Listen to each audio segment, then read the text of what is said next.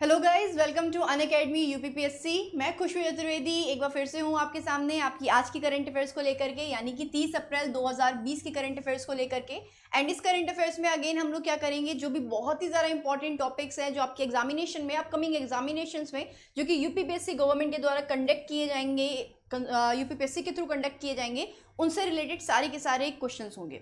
सो ये क्विज के फॉर्मेट में होगी आपकी जो करंट अफेयर्स की क्लास है। एंड देन मैं आपको बता दूं कि इस पूरी की पूरी करंट अफेयर्स को आप डाउनलोड कर सकते हो इसी वीडियो के नीचे दिए गए डिस्क्रिप्शन बॉक्स में टेलीग्राम चैनल के लिंक पे जाकर के। वहां पे आपको ये करंट अफेयर्स मिल जाएगी। 30 अप्रैल 2020 की करंट अफेयर्स की हेडिंग में इसका पीडीएफ मिल जाएगा आपको।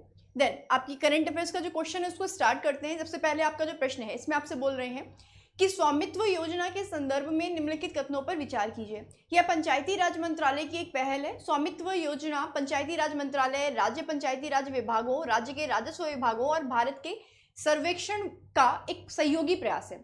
ऊपर दिए गए दोनों स्टेटमेंट में से आपको बताना है कि कौन सा करेक्ट है। एक सही है, एक और दो दोनों सही हैं, केवल दो सही है, या एक और दो में से कोई भी सही नहीं है। मैं आपको इसका आंसर बता देती हूँ कि ये जो आपका ऑप्शन नंबर बी है ये बिल्कुल करेक्ट है। ये दोनों ही टॉपिक जो है, ये आपके जो स्टेटमेंट है बिल्कुल करेक्ट है। केंद्रीय ग्रामीण विकास और पंचायती राज मंत्री ने स्वामित्व योजना पंचायती राज मंत्रालय की एक नई पहल के बारे में दिशा निर्देश जारी किए हैं। स्वामित्व योजना पंचायती राज मंत्रालय, राज्य पंचायती राज विभागों, राज्य के राजस्व विभागों और भारत के सर्वेक्षण का एक सहयोगी प्रयास है। कार्यक्रम वर्तमान में 6 राज्यों, इसको आप याद करके रखिएगा, हरियाणा, कर्नाटक, मध्य प्रदेश, महाराष्ट्र, उत्तर प्रदेश और उत्तराखंड में लागू किया जा रहा है। इसका उद्देश्य ग्रामीण भारत के लिए एक एकीकृत संपत्ति सत्यापन समाधान प्रदान करना है, जो ग्रामीण क्षेत्रों में निवासियों की भूमि का सीमांकन करने के लिए नवीनतम ड्रोन सर्वेक्षण की तकनीक को शामिल करेगा। देन इसके तहत नवीनतम सर्वेक्षण विधियों और ड्रोन का उपयोग करके ग्रामीण आवास भूमि की मैपिंग की जा सकती है। यह योजना ग्रामीण क्षेत्रों में योजना और राजस्व संग्रह के सुव्यवस्थित करने और संपत्ति के अधिकारों पर स्पष्टता सुनिश्चित करने में मदद आपको करेगी। गांव में ये बहुत सारी प्रॉब्लम्स देखने को मिलती हैं कि किसके गांव कहाँ पे है, उनमें सीमा बांधी जाती है। देन इससे संपत्ति संबंधी विवादों को हल करने में ही मदद मिलेगी। इस कार्यक्रम के तहत बनाए गए नक्शों का लाभ उठाते हुए योजना बेहतर गुणवत्ता वाली ग्राम पंचायत विकास योजनाओं के निर्माण को सक्षम बनाएगी। आपके नेक्स्ट प्रश्न में आपसे बोला जा रहा है कि माइकल जॉन रॉबिन्सन का हाल ही में निधन हो गया। वह एक थे, भाई माइकल जॉन रॉबिन्सन आपके फुटबॉलर थे। अब इनसे जुड़े हुए जो बहुत सारे पहलू हैं उनको भी देख लेते हैं।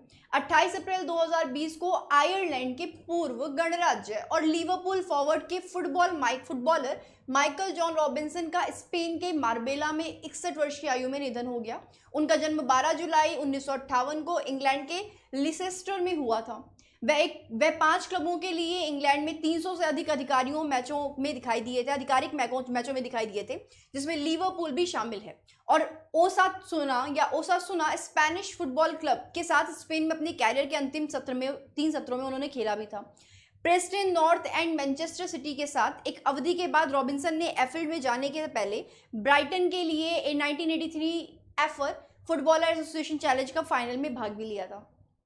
रॉबिन्सन लिवरपूल समुदाय का हिस्सा थे जिन्होंने 1984 में लीग कप और यूरोपीय कप ट्रेवल पर कब्जा कर लिया था। रॉबिन्सन को खेल पत्रकारिता के लिए 8th इंटरनेशनल वेजकेज मोंटलबैन पुरस्कार मिला, जिसे एफबी बार्सिलोना ने दिसंबर 2017 में प्रदान किया था। रॉबिन्सन ने 24 गोल का प्रतिनिधित्व करते हुए आयरलैंड गणराज्य का 24 बार प्रतिनिधित्व किया। 1989 में सेवानिवृत्त होने के बाद वह स्पेन में बस गए। उन्हें उनकी नागरिकता और उनके व्यापक मीडिया का कैरियर के लिए सम्मानित भी किया गया था। सो ये हैं आपके माइकल जॉन रॉबिन्सन, इनको आप देख सकते हैं। आपके नेक्स्ट प्रश्न में आपसे बोला जा रहा है कि पीटरबर्ग क्लाइमेट डायलॉग 11th की मेजबानी किस देश के द्वारा दी गई है। सो भाई इस मेजबानी दी गई है जर्मनी के द्वारा। देख लेते हैं इसमें क्या है। आपको बता दूं कि केंद्रीय पर्यावरण, वन और जलवायु परिवर्तन मंत्री प्रकाश जावड़ेकर ने 28 अप्रैल को पहले वर्चुअल पीटर्सबर्ग क्लाइमेट डायलॉग में भारत का प्रतिनिधित्व किया। पहला virtual climate dialogue Petersberg climate dialogue का 11वां सत्र था। इसकी मेजबानी जनवरी ने 2010 से की है। संवाद का जो उद्देश्य था वो था अनौपचारिक उच्च स्तरीय राजनीतिक चर्चाओं के लिए एक मंच को प्रदान करना। बैठक में अंतर्राष्ट्रीय जलवायु वार्ता और जलवायु कार्यवाही की उन्नति दोनों पर ध्यान केंद्रित किया गया। लगभग 30 देशों के मंत्रियों और प्रतिनिधियों ने बातचीत में इसमें भाग लिया था। मंत्री जावड़ेकर ने जलवायु प्रौद्योगिकी को खुले स्रोत के रूप में रखने का आग्रह किया और एक सस्ती कीमत पर उपलब्ध होना चाहिए, ये भी उन्होंने बोला। उन्होंने सतत जीवन शैली की आवश्यकता के अनुरूप ज्यादा टिकाऊ परिपाटियों को अपनाने का सुझाव दिया, जैसे कि पहली बार प्रधानमंत्री नरेंद्र मोदी ने पार्टियों के पेरिस सम्मेलन COP कॉन्फ्रेंस ऑफ पार्टीज के दौरान शुरू किया था। केंद्रीय मंत्री ने सुश्री स्वेंजा शुल्जे, मंत्री संघीय पर्यावरण मंत्रालय, प्रकृति संरक्षण और परमाणु सुरक्षा, जर्मनी के साथ एक इंडो जर्मन द्विपक्षीय बायलैटरल बैठक में भी भाग लिया। पीटरबर्ग क्लाइमेट डायलॉग की ठीक पहले एक वीडियो कॉन्फ्रेंस के जरिए द्विपक्षीय बैठक भी हुई थी। पीटरबर्ग क्लाइमेट डायलॉग मंत्री स्तरीय स्तर पर वार्षिक अंतर्राष्ट्रीय सम्मेलनों की एक श्रृंखला है जो वार्षिक संयुक्त राष्ट्र जलवायु सम्मेलनों की तैयारी के लिए उत्प्रेरक कैटलिस्ट का कार्य करता है या कार्य करेगा। आपको बताऊं कि जलवायु संरक्षण प्रक्रिया को पुनर्जीवित करने के लिए जर्मनी की पहल पर 2009 में कोपेनहेगन में विफर जलवायु शिखर सम्मेलन के बाद संवाद शुरू किया गया था। आपके नेक्स्ट प्रश्न में आपसे बोला जा रहा है कि निम्न में से किस भारतीय राज्य ने तालाबंदी के दौरान बच्चों की मदद के लिए उम्बारे आंगनवाड़ी नाम की एक अनूठी पहल शुरू करी है। भाई अगर आप इसकी बात करोगे तो ये जो प्रोजेक्ट है ये आपका स्टार्ट किया गया गुजरात सरकार के द्वारा एंड भारत के, तो ऑप्शन नंबर 4 आपका बिल्कुल ठीक है कि भारत में बढ़ते कोरोना वायरस के मामलों को देखते हुए गुजरात राज्य सरकार के महिला और बाल विकास मंत्रालय ने तालाबंदी के दौरान बच्चों तक पहुंचाने के लिए एकीकृत बाल विकास सेवा इंटीग्रेटेड चाइल्ड डेवलपमेंट सर्विस कार्यक्रम के तहत उम्बारे आंगनवाड़ी, जिसका अर्थ है आंगनवाड़ी, नामक एक अनूठी पहल शुरू की है। इस पहल के तहत राज्य का एकीकृत बाल विकास सेवा विभाग मुख्य रूप से अपने लाभार्थियों के लिए लगभग 53,000 आंगनवाड़ी के नेटवर्क के माध्यम से एक भारतीय डेयरी सहकारी समिति के माध्यम से पौष्टिक भोजन के पैकेट तैयार करने की पेशकश करेगा, जिसमें 3 से 6 वर्ष की आयु गर्भवती और नर्सिंग महिलाओं और किशोर लड़कियों आदि करीबन आपके 14 लाख बच्चे शामिल होंगे। इसके अतिरिक्त एकीकृत बाल विकास सेवा विभाग ने उम्बारे आंगनवाड़ी नामक एक टीवी कार्यक्रम भी शुरू किया है, जिसे वंदे गुजरात चैनल के साथ जियो टीवी और यूट्यूब पर प्रतिदिन प्रसारित किया जाएगा, जहां आंगनवाड़ी के नियमित विषय आधारित मॉड्यूल की संवेदनात्मक तरीकों से सिखाया भी जा रहा है। आंगनवाड़ी छोटे बच्चों के पोषण, स्वास्थ्य और शिक्षा की जरूरत को पूरा करने के लिए ग्रामीण स्तर पर एक सरकार समर्थित केंद्र है। अगर गुजरात की बात करी जाए तो इनकी राजधानी गांधीनगर है, मुख्यमंत्री विजय रूपानी है, राज्यपाल आचार्य देवव्रत है, राजकीय पुष्प मैरीगोल्ड है, राजकीय फल आपका आम है। आप गुजरात के बारे में ये इन्फॉर्मेशन कलेक्ट कर सकते हैं। देन आपके नेक्स्ट प्रश्न में आपसे बोला जा रहा है कि राजा रवि वर्मा के संबंध में निम्नलिखित में से कौन सा कथन सत्य है। वह पोर्ट्रेट और लैंडस्केप पेंटिंग दोनों बनाते थे। नायर लेडी अपने बालों को संवार रही है, उनके सबसे लोकप्रिय कामों में से एक है। A crater on the planet Mercury भी उनके सम्मान में रखा गया है। सो ये तीनों की तीनों जो ऑप्शन है आई थिंक सही हैं। आप आगे देख लीजिए, इसमें बोल रहे हैं कि 29 अप्रैल को प्रसिद्ध भारतीय चित्रकार राजा रवि वर्मा 1848 से 1906 की जयंती मनाई जाती है, जिन्हें भारतीय चित्रकला में प्रकृतिवाद की पश्चिमी संकल्पना तथा हिंदू देवी देवताओं के शास्त्रीय प्रतिनिधित्व के लिए याद किया जाता है। उनके कार्यों में आप देख सकते हो कि इन्होंने प्रकृति या पोर्ट्रेट एवं मानवीय आकृतियों वाले चित्र या लैंडस्केप दोनों चित्रों पर काम किया और उन्हें ऑयल पेंट का उपयोग करने वाले पहले भारतीय कलाकारों में से एक माना जाता है। पहला स्टेटमेंट आपका करेक्ट हो गया। उन्होंने हिंदू पौराणिक आंकड़ों को चित्रित करने के अलावा कई भारतीय के साथ साथ यूरोपीय लोगों को भी चित्रित किया है। वर्मा को लियो या लिथोग्राफिक प्रेस पर अपने काम के पुनरुत्पादन में महारत हासिल करने के लिए भी जाना जाता है, जिसके माध्यम से उनके चित्रों को विश्व प्रसिद्धि मिली।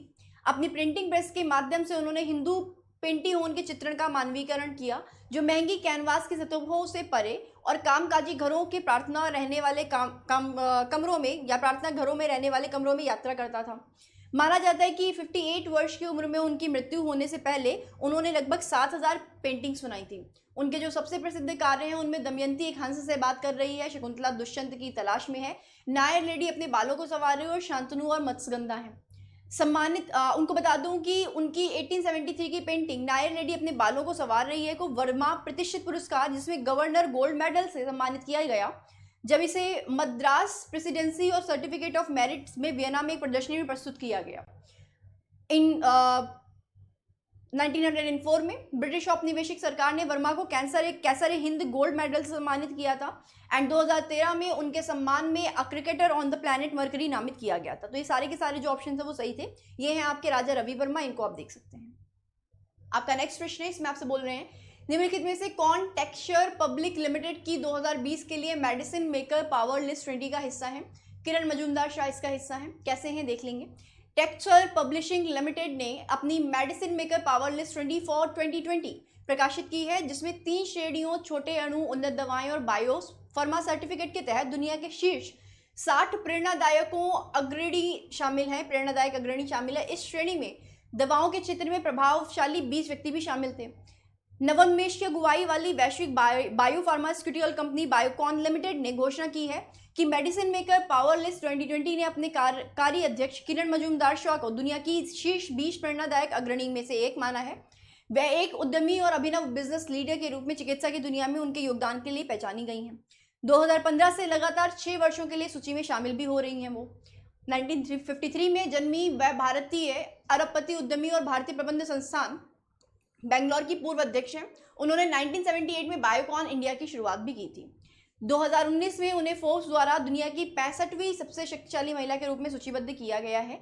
2014 में विज्ञान और रसायन विज्ञान की प्रगति में उत्कृष्ट योगदान के लिए उन्होंने ओथमर गोल्ड मेडल से भी सम्मानित किया गया है। 1989 में उन्हें पद्मश्री से सम्मानित किया गया और 2005 में उन्हें भारत सरकार द्वारा पद्म भूषण से सम्मानित किया गया था। सो ये आपकी किरण मजूमदार शॉ हैं। देन आपका नेक्स्ट प्रश्न है, इसमें आपसे बोल रहे हैं कि जल जीवन मिशन निम्नलिखित में से किस मंत्रालय द्वारा कार्यान्वित किया जा रहा है। सो ऑब्वियस है, जल शक्ति मंत्रालय द्वारा स्थापित किया गया है। इसमें बोल रहे हैं आपसे कि जल शक्ति अभियान अपने विभिन्न अंगों के माध्यम से वर्तमान स्वास्थ्य संकट से उबरने और ग्रामीण अर्थव्यवस्था को प्रोत्साहन देने के लिए पूरी तरह तैयार है। इस साल कोविड-19 संकट और ग्रामीण क्षेत्रों में भारी श्रम बल की उपलब्धता को देखते हुए आगामी मानसून के मद्देनजर अभियान के तहत तैयारियां भी शुरू कर दी गई हैं। गृह मंत्रालय ने सिंचाई और जल संरक्षण कार्यों को देखते हुए लॉकडाउन के दौरान प्राथमिकता के आधार पर मनरेगा कार्यों, पेयजल तथा स्वास्थ्य कार्यों के लिए कराए जाने के लिए स्वीकृति प्रदान कर दी है। केंद्र और राज्य क्षेत्र की योजनाओं में मनरेगा कार्यों के साथ यह उन लोगों के लिए काम पैदा करने में मदद करेगा जिन्होंने अपने गांव से लौटने के लिए शहरों को छोड़ दिया है और इस प्रकार रोजगार पैदा करते हैं और ग्रामीण अर्थव्यवस्थाओं को संशोधित करते हैं। देन भारत सरकार ने जल शक्ति अभियान की शुरुआत की, एक समयबद्ध अभियान जिसमें मिशन मोड दृष्टिकोण के साथ भारत में 256 जिलों के, याद रखिएगा, पानी के ब्लॉक में भूजल की स्थिति सहित पानी की उपलब्धता में सुधार करना है। जल जीवन मिशन को जल शक्ति मंत्रालय द्वारा कार्यान्वित भी किया जा रहा है। इस संबंध में जल शक्ति मंत्रालय से तकनीकी अधिकारियों के साथ केंद्र सरकार के अधिकारियों की टीमों को पानी के दबाव वाले जिलों का दौरा करने और उपयुक्त हस्तक्षेप करने के लिए जिला स्तर के अधिकारियों के साथ शामिल करने के लिए प्रतिनियुक्ति प्रदान किया गया है या किया गया है। यह अभियान जो है अपने सभी हितधारकों को जल संरक्षण अभियान के एक दायरे में लाने के लिए उन आंदोलन है जो पिछले साल इसका देशव्यापी प्रभाव पड़ा था, जिसके ऊपर इस अभियान के तहत राज्य सरकार, केंद्रीय सरकार, सिविल सोसाइटी संगठनों, पंचायती राज संस्थाओं और समुदाय सहित 6.5 करोड़ से अधिक के लोग हिस्सा लेंगे। 75 लाख पारंपरिक और अन्य जल स्रोत तथा तालाबों को जीर्णोद्धार किया गया और लगभग 1 करोड़ जल संरक्षण एवं वर्षा जल संचयन ढांचे तैयार किए गए हैं। आपके नेक्स्ट प्रश्न में आपसे बोल रहे हैं कि हाल ही में किस न्यायाधीश ने बॉम्बे उच्च न्यायालय के नए मुख्य न्यायाधीश के रूप में शपथ ली है। भाई आपको बता दूं कि न्यायमूर्ति दीपांकर दत्ता जो हैं उन्होंने बॉम्बे उच्च हाईकोर्ट या उच्च न्यायालय के नए मुख्य न्यायाधीश के रूप में शपथ ली है। कलकत्ता उच्च न्यायालय के वरिष्ठ न्यायाधीश न्यायमूर्ति दीपांकर दत्ता ने 28 अप्रैल 2020 को बॉम्बे उच्च न्यायालय के नए मुख्य न्यायाधीश के रूप में शपथ ली है। राजभवन में महाराष्ट्र के राज्यपाल भगत सिंह कोश्यारी को पद की शपथ दिलाई गई या उनके द्वारा शपथ दिलाई गई। देन न्यायमूर्ति दीपांकर दत्ता न्यायमूर्ति भूषण प्रद्युम्न धर्माधिकारी का स्थान लेंगे, जिनका न्यायाधीश के रूप में 27 अप्रैल 2020 को कार्यकाल समाप्त हुआ था। न्यायमूर्ति दीपांकर दत्ता का जन्म फरवरी 1965 में हुआ था। उन्होंने कलकत्ता उच्च न्यायालय, गुवाहाटी उच्च न्यायालय, झारखंड सहित विभिन्न उच्च न्यायालयों में अभ्यास किया है। कदाचित उन्होंने सिविल, संवैधानिक, श्रम, सेवा, शिक्षा और परिवहन में लगभग 16 वर्षों के लिए भारत के सर्वोच्च न्यायालय में कानून अभ्यास की भी किया हुआ है। उन्होंने संवैधानिक, श्रम और सेवा मामलों में विशेषज्ञता हासिल की है। उन्होंने केंद्र सरकार के वकील के रूप में कार्य किया और पश्चिम बंगाल विश्वविद्यालय और पश्चिम बंगाल विश्वविद्यालय सेवा आयोग के वकील के पद पर भी रहे हैं। 22 जून 2006 को उन्होंने कलकत्ता उच्च न्यायालय के स्थायी न्यायाधीश के रूप में नियुक्त किया गया था। देख लीजिए आपके।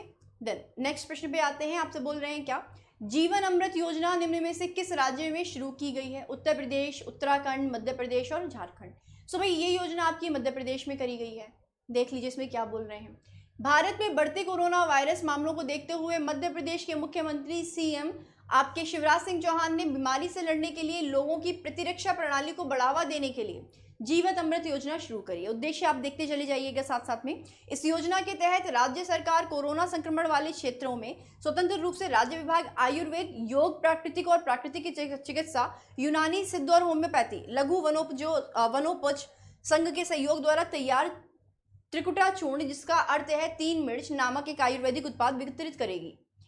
उस त्रिकुट चूर्ण में इस्तेमाल होने वाली चीज़ें हैं black pepper, piper nigrum, Indian long piper, piper longum और जिंजर, जिंगुबेर ऑफिसिनले। याद करने की ज़रूरत नहीं है आपको इसको, बट आप देख लीजिए। देन राज्य के 1 करोड़ परिवारों को 50 ग्राम के इस पैकेट को वितरित करने का लक्ष्य क्या किया गया है, रखा गया है। दावा किया जा रहा है कि इसे पीने से इम्यूनिटी बढ़ेगी और इसका कोई साइड इफेक्ट भी नहीं होगा। देन मध्य प्रदेश की राजधानी भोपाल है। लालजी टंडन यहाँ के आप बोल सकते हो कि गवर्नर हैं। राजकीय पशु सुल्ताना बुलबुल है। राजकीय पक्षी सुल्ताना बुलबुल है। पशु आपके बारहसिंगा है। पुष्प पवित्र वृक्ष है। वृक्ष आपका बरगद है। एंड राज्य फल आपका आम है। लोक नृत्य में आपका जवार, मटकी, आदा, फुलपति, गिद्दा डांस एंड सिलार, लारकी, सोलाब, बदोनी, मांझ है। ये बहुत ही इंपॉर्टेंट, इसको देख लीजिएगा। देन आपके आज के लास्ट प्रश्न में आपसे बोल रहे हैं कि हाल ही में समाचारों में देखा गया 1998 R2 क्या है भाई? ये आपका एक उपग्रह है। देख लो भाई कैसा है, देखो भाई यहाँ पे बोल रहे हैं क्या